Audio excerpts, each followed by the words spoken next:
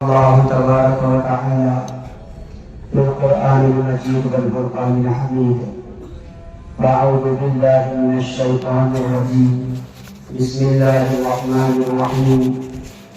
يا أيها الذين آمنوا ادخلوا في السلم كافة ولا تتبعوا خطوات الشيطان إنه لكم عدو مبين. وقال النبي صلى الله عليه وسلم: من كانت الآخرة همّا جعل الله غناه في قلبه وجمع له شمله وأتته الدنيا وهي راغمة ومن كانت الدنيا همّه جعل الله فقره بين عينيه وفرق عليه شمله ولم يأته من الدنيا إلا ما قدر له أو كما قال عليه الصلاة والسلام. صدق الله العظيم وصدق رسوله النبي الكريم.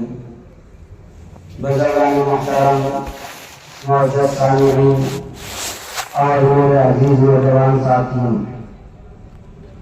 عید الفطر کے اس مسرت موقع پر میں تمام اہلیہ شہباد کو اپنی جانب سے اور انتظامی کمیٹی کی جانب سے مبارکبادی پیش کرتا ہوں اور اللہ سے اس بات کا متمنی ہوں کہ اللہ تبارک و تعالی ہم تمام کے اعمال رمضان کو قبول فرمائے اور اس کا بہترین اجر و بدلہ عطا فرمائے.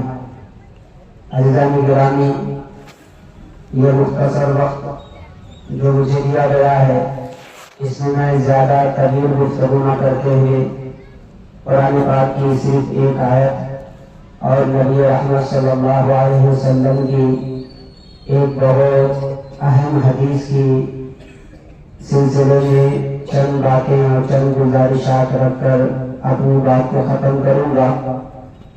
عزیزان گرامی، سورہ بقرہ کی 208 نمبر کی آیت میں نے تلاوت کی ہے، جس میں اللہ رب العزت نے ایمان والوں سے ایک بات کا مطالبہ کیا ہے اور ایک بات کا حکم یہ دیا ہے کہ جب تم ایمان والے ہو چکے ہو، ایمان والے گھر میں پیدا ہو چکے ہو اور ایمان کی دولت سے سرفراز ہو چکے ہو تو بس ایک کام یہ کر لو کہ تم مکمل طریقے سے اسلام میں داخل ہو جاؤ.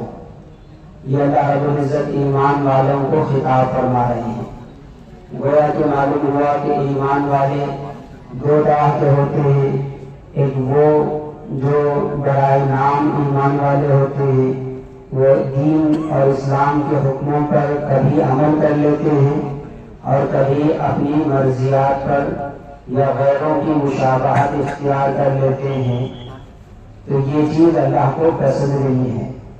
اس کے لیے اللہ نے حکم دیا کہ ایمان والوں، تم مکمل طریقے سے اسلام میں داخل ہو جاؤ. ادخلوا فی السلم کافہ، مکمل طریقے سے اپنی سوچ و فکر کو، اپنی خواہشات اور تمناؤں کو بھی اسلام کے تابع کر لو اور غیروں کی مشابہت بھی چھوڑ دو اور ایک سوئی سے اللہ کی طرف متوجہ ہو جاؤ. اسی کے احکام پر عمل کرنا طے کر لو. اسی کی ٹریننگ اور اسی کی تربیت ایک مہینے کے لیے ہمیں دی گئی کہ کس طرح سے ہمیں اپنی مرضیات کو چھوڑ کر اللہ کی مرضیات پر آنا ہے. دل چاہ رہا تھا کہ کھانا کھائے، پانی پیے، پیاس کی شدت اور دھوپ کی گرمی اس بات کا تقاضا کر رہی تھی کہ ہم اپنے حلق کو ترک کر لیں، لیکن ہم رکے رہے کہ نہیں، اسلام پر مکمل عمل کرنا ہے. دل چاہ رہا تھا کہ عشاء کے بعد تھکے ہارے فوراً سو جائیں، لیکن 20 رکعت کا حکم ہے تو ہم نے 20 رکعت ادا کی.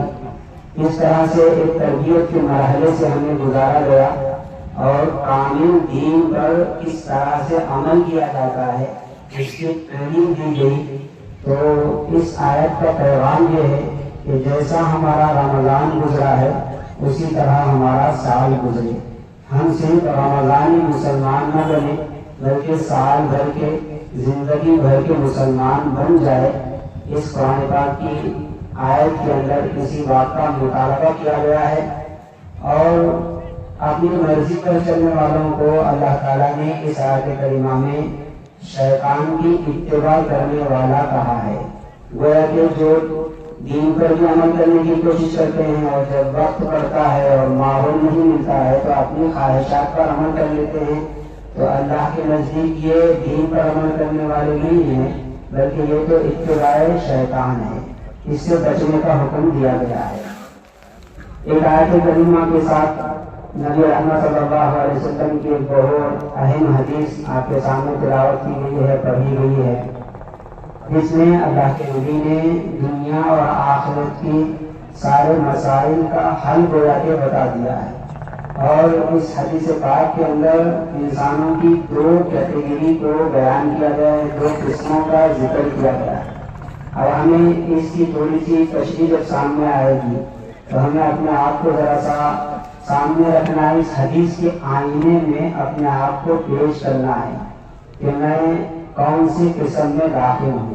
اس میں دو قسم بتائی گئی ہے اور دونوں قسموں کے ساتھ اللہ کا جو معاملہ ہوتا ہے وہ بتایا گیا ہے۔ چنانچہ اللہ کے نبی صلی اللہ علیہ وسلم فرماتے ہیں من کانت الدنیا من کانت الآخرۃ ہمہ، کہ جو لوگ آخرت کی فکر سوار کر لیتے ہیں، ان کی فکریں آخرت والی ہو جاتی ہے۔ دنیا میں رہ رہے ہیں، کاروبار میں ہیں، بیوی بچوں میں ہیں، لیکن فکر یہ ہے کہ میری آخرت سدھر جائے، میں آخرت میں کامیاب ہو جاؤں۔ یہ فکر اتنی سوار ہوتی ہے کہ اب اس کی زبان سے جھوٹ ادا نہیں ہوتا، اس سے کاروبار کر رہا ہے تو سود سے بچ جاتا ہے، جھوٹ سے بچ جاتا ہے، بیوی بچوں کے درمیان میں ہے تو ان پر ظلم سے بچ جاتا ہے، کہ اتنی فکر سوار ہے کہ کسی طرح سے میری آخرت درست ہو جائے، میں آخرت میں کامیاب ہو جاؤں۔ اس طرح کے لوگ دنیا کے اندر رہتے ہیں۔ اللہ کے نبی فرماتے ہیں کہ جو آخرت کی فکر سوار کر لیتے ہیں ان کے ساتھ اللہ تین طرح کے معاملے فرماتے ہیں۔ اللہ تعالیٰ ان کو تین انعامات عطا فرماتے ہیں۔ پہلا انعام ایسے لوگوں کو یہ عطا فرماتے ہیں کہ جعل اللہ غناہ فی قلبی، اللہ تعالیٰ ان کے دلوں کے اندر غنا ڈال دیتے ہیں، بے نیازی ڈال دیتے ہیں، ان کا دل بے نیاز ہو جاتا ہے، دنیا کی ہر چیز سے وہ بے نیاز ہوتے ہیں، کسی چیز کے ملنے سے خوش نہیں ہوتے، کسی چیز کے کھو جانے سے نہ ملنے سے وہ مایوس نہیں ہوتے ہیں، وہ ان کی نظریں ہمیشہ اللہ کی جانب ہوتی ہیں، دنیا کی کسی چیز کو لالچی نظروں سے نہیں دیکھتے، ان کا دل غنی ہو جاتا ہے، اللہ ان کے دل کو غنا سے بھر دیتے ہیں۔ جو آخرت کی سوار فکر کر لیتے ہیں، اپنے اوپر آخرت کی فکر کو سوار کر لیتے ہیں۔ دوسرا انعام جو دیتے ہیں اللہ کے نبی نے فرمایا وَجَمَعَ لَهُ شَمْلَهُ، ان کے معاملات کو اللہ تعالیٰ سمیٹ دیتے ہیں، حل کر دیتے ہیں۔ کئی طرح کے حالات سے آدمی نازکنا ہوتا ہے اور کئی آزمائشوں میں گر جاتا ہے تو اللہ تعالیٰ ان حالات میں اس کے لیے سولوشن نکال دیتے ہیں اور اس کا حل اس کو بتا دیتے ہیں اور بہت جلدی وہ معاملات سے پار ہو جاتا ہے۔ یہ بھی انعام اس کو عطا فرماتے ہیں جو آخرت کی فکر سوار کرے۔ اور تیسرا انعام اللہ تعالیٰ یہ عطا فرماتے ہیں وَأَتَتْهُ الدُّنْيَا وَهِيَ غَافِلَةٌ، کہ آخرت کی فکر سوار کر لینے سے یہ نہیں ہوتا کہ اس کی دنیا برباد ہو جائے، بلکہ اللہ کے نبی صادق اور مصدوق ہیں، آپ کا ایک ایک کلمہ، آپ کی ایک ایک بات سچی ہے، پہاڑ ادھر سے ادھر ہو سکتا ہے لیکن نبی رحمت صلی اللہ علیہ وسلم کی زبان مبارک سے نکلنے والے الفاظ کبھی اس کے اندر شک و شبہ پیدا نہیں ہو سکتا اور وہ غلط ثابت نہیں ہو سکتی۔ اللہ کے نبی فرماتے ہیں کہ آخرت کی فکر سوار کر لینے والوں کے اوپر اللہ تعالیٰ تیسرا انعام یہ فرماتے ہیں کہ دنیا ان کے پاس ذلیل ہو کر آتی ہے۔ مقدر کی جو دنیا ہے بالکل مل کر رہتی ہے اگر بندہ آخرت کی فکر کو اپنے اوپر سوار کر لے۔ اس کے بالمقابل انسانوں کی دوسری قسم ہے کہ جو دنیا کو اپنا مطمع نظر بنا دیتی ہے، اس کی صبح اور شام دنیا پر لگ جاتی ہے کہ کسی طرح سے دنیا جمع ہو جائے، میں دنیا کے اندر کسی طرح سے ایک مقام اور مرتبہ حاصل کر لوں. آخرت کی فکر اس کے ذہن سے محو ہو جاتی ہے, نکل جاتی ہے, اور دنیا ہی کی فکر سوار کر لیتا ہے. تو اس کے ساتھ بھی اللہ تعالیٰ 3 طرح کا معاملہ فرماتے ہیں. سب سے پہلے تو اس کے فقر کو اس کی آنکھوں کے سامنے کر دیتے ہیں. اب ہر وقت اس کو فقر و فاقے کا خوف ستاتا ہے. دنیا کما رہا ہے لیکن فقر و فاقے کا خوف ہے, اور یہ فقر و فاقے کا خوف اس کو نہ صدقہ خیرات کرنے دیتا ہے, نہ زکات ادا کرنے دیتا ہے, نہ ہی اپنے بیوی بچوں پر صحیح سے خرچ کرنے دیتا ہے. اس واسطے کہ اللہ نے اس کے فقر کو اس کے سامنے کر دیا. یہ اس واسطے ہوا کہ اس بندے نے دنیا ہی کو اپنا مقصد بنا لیا, اور دنیا حاصل کرنے ہی کو گویا کہ وہ اپنی زندگی کا مشن بنا لیا. اللہ تعالیٰ ایسے بندے کے سامنے فقر کو رکھ دیتے ہیں. ہمیشہ فقر و فاقے سے خائف رہتا ہے, وہ ڈرتا رہتا ہے کہ کہیں میرا مال کم نہ ہو جائے, میں فقیر نہ ہو جاؤں, میں روڈ پر نہ آ جاؤں. اس طرح کے خیالات اس کو ستاتے ہیں. یہ دراصل اللہ کے ساتھ اس کا معاملہ ہوتا ہے. اور پھر دوسرا معاملہ یہ فرماتے ہیں کہ وَقَدْ وَقَعَ عَلَيْهِ شَمْلًا, کہ اس کے معاملات کو اللہ بکھیر لیتے ہیں. معاملہ چھوٹا سا ہوتا ہے, چٹکیوں میں حل ہونے والا ہوتا ہے, لیکن مہینوں گزر جاتے ہیں کہ وہ معاملہ حل ہونے کو نہیں. کوٹ کچہری کے چکر لگا رہے ہیں اور دواخانوں کے چکر لگا رہے ہیں, بیماری بھی لمبی ہوتی جا رہی ہے, مصیبتیں بڑھتی جا رہی ہے. یہ معاملہ اللہ کا اس کے ساتھ ہوتا ہے کہ جو دنیا کو اپنا مطمع نظر بنا لیتا ہے, دنیا ہی کو اپنا مقصد بنا لیتا ہے, اس کے معاملات کو اللہ منتشر کر دیتے ہیں.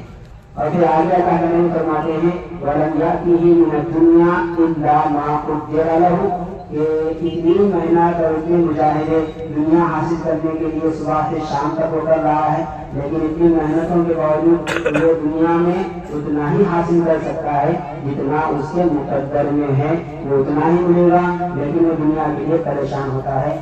عزیزان گرامی, اس حدیث پاک میں انسانوں کی 2 کیٹیگری اور 2 قسمیں بتائی گئی ہے کہ جو دنیا کی فکر سوار کر لیتے ہیں, اللہ ان کو دنیا کے اندر پھنسا دیتے ہیں, اور جو آخرت کی فکر سوار کر لیتے ہیں کہ کسی طرح سے میری قبر کی زندگی بن جائے, آخرت کے سوالات میرے لیے آسان ہو جائے, اس کے لیے مجھے دنیا کے اندر اللہ اور اس کے رسول کی اور دین اور شریعت کی مان کر چلنا ہے. تو ایسے بندے کے معاملات کو سمجھ لیتے ہیں, اور ہمیں اپنے آپ کو اس حدیث کے آئینے میں رکھ کر دیکھنا ہے کہ ہم کس کیٹیگری میں ہیں. اگر پہلی والی کیٹیگری میں اور قسم میں ہیں تو مبارکبادی ہے کہ ہمارے معاملات کو اللہ آسان فرمائیں گے اور ہمارے دل کو غنا سے بھر دیں گے, اور دنیا ہماری مقدر کی ہمیں مل کر رہے گی. اور اگر دوسری کیٹیگری کے اندر شامل ہے تو اپنے آپ کو اس بات کی فکر کرنی چاہیے کہ کسی طرح سے ہم پہلی کیٹیگری کے اندر داخل ہو جائے. اس حدیث سے اس اہم موقع پر یہی پیغام مل رہا ہے کہ کسی طرح سے ہم آخرت کی فکر سوار کر لیں. عزیزان گرامی, یہ 2 اہم پیغام تھے جس کو مجھے آپ کے سامنے عرض کرنی تھی. اللہ تعالیٰ مجھے بھی ان پر باتوں پر عمل کرنے کی توفیق عطا فرمائے اور ہم سب کو عمل کی توفیق عطا فرمائے. وآخر دعوانا ان الحمد للہ رب العالمین.